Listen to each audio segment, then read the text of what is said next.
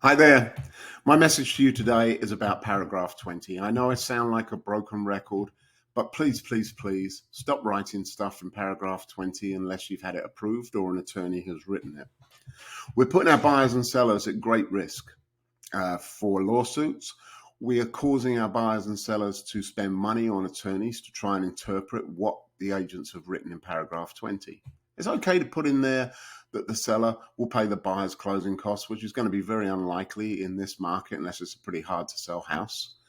However, we're putting things in there about appraisal gap language. And it's not necessarily you that's putting the thing in there. You could be the listing agent, and a buyer's agent has put a comment in the paragraph 20, which is really unclear and ambiguous.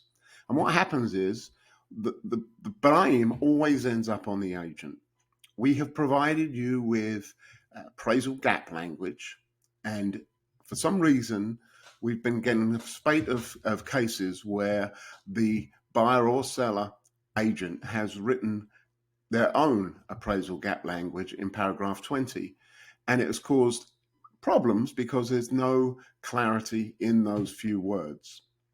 So, for instance, if you say that the seller will accept the buyer's offer and that if it appraises under the purchase price, that the buyer will bring a certain amount of money to closing, we've got to make sure that the bottom end of that range that they're paying and the top end are clearly closed. We don't want to have any open-ended phrases which provide confusion to the parties. And because when there is confusion, that is when we get a dispute.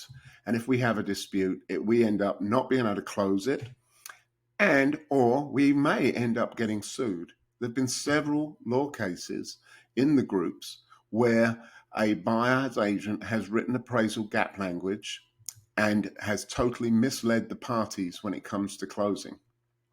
And sadly, it always ends up with the agents getting blamed. So my message to you now is please don't write anything in paragraph 20. I'm available for you so that you can run any verbiage that you want by me. If you haven't got the appraisal gap language, just shoot me an email and I'll be happy to send it to you. It's been published on the Broker Forum, which I urge you to join again, and we try and keep you up to date. I know you get myriad of messages. You get the Florida legal update, you get MLS updates. You don't need to read those. We condense them for you. We put them on the Broker Forum so that you're constantly updated and you're way ahead of the competition. So please do yourselves a favor, use the resources available to you, and I wish you all very well. Take care.